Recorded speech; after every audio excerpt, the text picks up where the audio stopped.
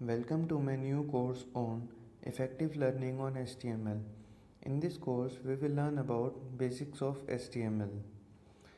I am Karthik Goyal, pursuing Bachelor of Technology in Computer Science and Engineering from Guru Jambheshwar University, Hisar.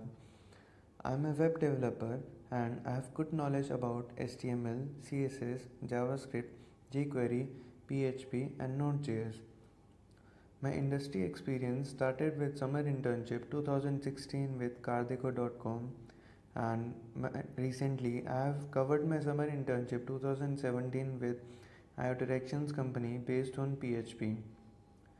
I also worked for personality grooming programs like Udbhavna, National Service Scheme, and working for various projects for better welfare of university. I am eager to learn new technology things so that I can inspire my surroundings and form a team and can work in a good team. Now we will learn about what is HTML. HTML क्या होता है? HTML stands for Hypertext Markup Language. अगर कोई language markups को use करके लिखी जाती है एंड हाइपरटेक्स्ट का यूज़ करके एक पेज से दूसरे पेज पर रेफ़र किया जाता है तो उसे हाइपरटेक्स्ट मार्कअप लैंग्वेज कहते हैं। हाइपरटेक्स्ट मार्कअप लैंग्वेज यूज़ करता है मार्कअप्स को वेब पेजेस के स्ट्रक्चर को डिफ़ाइन करने के लिए। आगे हम देखेंगे कि कैसे स्ट्रक्चर डिफ़ाइन होता है वेब पेज का, क्या क्या उसमें एलिमेंट्स और टैग्स यूज़ होते हैं, वो हम आगे आने वाले लेक्चर में जानेंगे। अब हम देखते हैं टैग्स को कैसे रिप्रेजेंट किया जाता है HTML में। ये एक तरीका होता है टैग्स रिप्रेजेंट करने का HTML में, open bracket, close bracket and बीच में उसके टैग का नाम। जैसा कि आप देख सकते हैं H1 tag, P tag, table tag यहाँ पर लिखा हुआ है। H1 टैग का मतलब हेडिंग 1 टैग जो कि हेडिंग रिप्रेजेंट करने के लिए काम आएगा। P tag will be use to represent paragraph, table tag will be use to represent table in a HTML page. Browsers कभी भी HTML टैग को डिस्प्ले नहीं करते। ब्राउज़र्स का काम क्या होता है, वो उसके बीच के कंटेंट को उठाएंगे और वो डिस्प्ले करेंगे HTML टैग्स को एज ए प्रॉपर्टी समझ के। जैसे कि अगर हमें कोई HTML फाइल सेव करनी है तो हम उसको .html एक्सटेंशन से सेव करेंगे एंड देन उसको ब्राउज़र में ओपन करेंगे। ये जो सिंबल है ये एक एंड टैग का सिंबल है। जैसे कि BR टैग एक एंड टैग है एंड ओपन टैग भी है, तो हम उस टैग को इस वे में लिखते हैं। इसका मतलब open as well as end tag दोनों। ये कुछ टैग्स आपको छोटे छोटे दिख रहे होंगे, ये टैग हम हेड में लिखते हैं।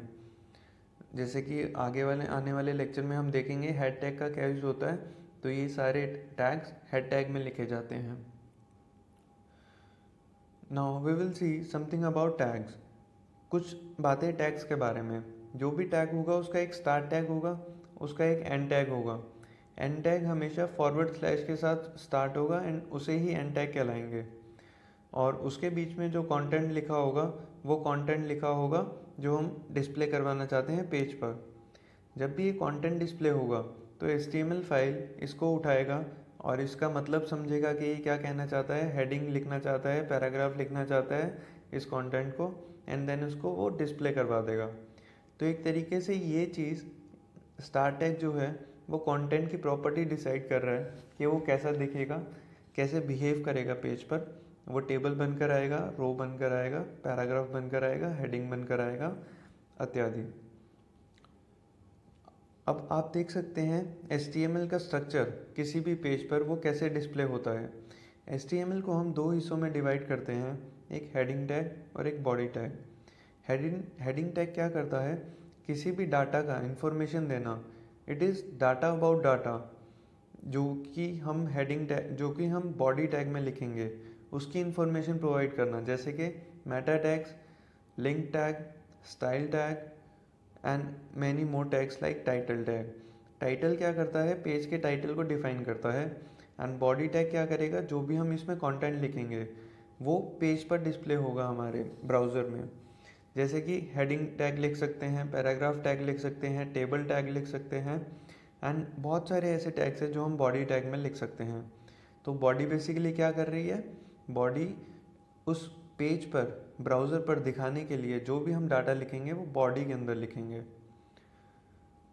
अब हम देखते हैं कुछ बातें एडिटर्स के बारे में। HTML एडिटर्स क्या होते हैं। अगर हमें कोई भी HTML पेज डिस्प्ले करवाना है तो हम उसको एडिटर्स में लिखते हैं। जैसे कि हमारे पास एक नोटपैड एडिटर है पीसी में। अगर हम पीसी में नोटपैड ओपन करते हैं एंड ये कोड लिखते हैं, इस कोड का आने वाले लेक्चर में हम मतलब समझेंगे कि क्या है। अभी के लिए देखते हैं HTML body, heading tag use किया, पैराग्राफ टैग यूज़ किया, बॉडी यूज़ किया एंड HTML क्लोज। अब इस टैग को सेव कर देंगे .html एक्सटेंशन से।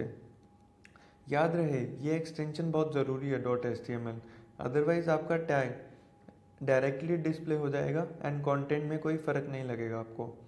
तो .html टैग हमेशा याद रहे। Then now open that page in web browser. जब आप पेज को ओपन करेंगे वेब ब्राउज़र में तो कुछ ऐसा दिखेगा। तो ये हेडिंग उठकर आ गया है, ये पैराग्राफ बनकर आ गया है इसके अंदर। तो ये हमारा ब्राउज़र है।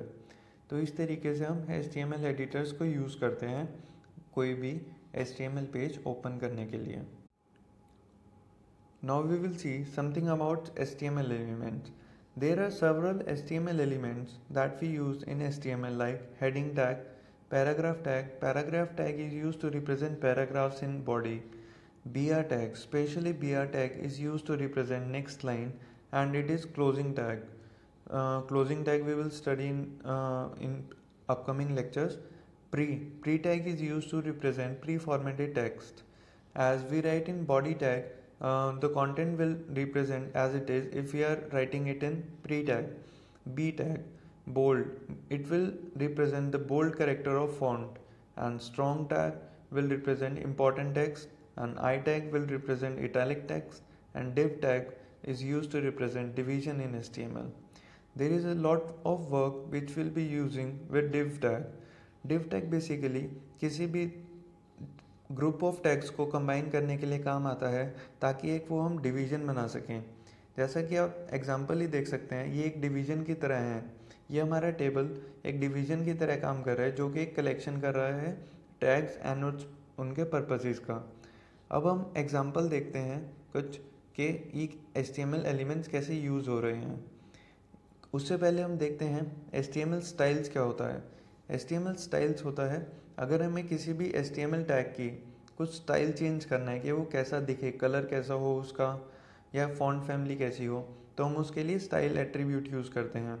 ये हमारा as it is closing tag आ जाएगा, उसके बीच में हम स्टाइल एट्रीब्यूट लिखेंगे जिसकी क्या होगी, एक प्रॉपर्टी होगी, एक वैल्यू होगी। प्रॉपर्टी कौन कौन सी हो सकती है, मेन प्रॉपर्टी हम देखते हैं background colour, font family, text align, font size. Text align क्या करेगा, उस पेज पर उसकी अलाइनमेंट क्या होनी चाहिए, centre, bottom, top, middle etcetera. Font size क्या होना चाहिए, इन पिक्सल्स और in percentage we can give. Font family, font कैसा दिखना चाहिए, Verdana font, Courier font etcetera. Colours कैसे होने चाहिए, बैकग्राउंड कलर कैसा होना चाहिए। ये एक तरह का एलिमेंट है पूरा का पूरा जो कि डिफाइन करता है H1 टैग के स्टाइल एट्रीब्यूट को, एंड ये इसकी प्रॉपर्टीज़ होती हैं, ये इसकी वैल्यू होती हैं। आई होप आपको मेरा ये लेसन अच्छा लगा होगा। ये इंट्रोडक्शन था HTML के बारे में।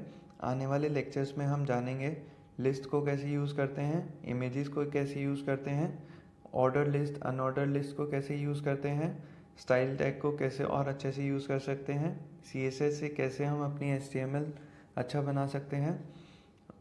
तो अगर आपको कोई भी क्वेरीज हो तो आप कमेंट में डालकर पूछ सकते हैं। Thank you.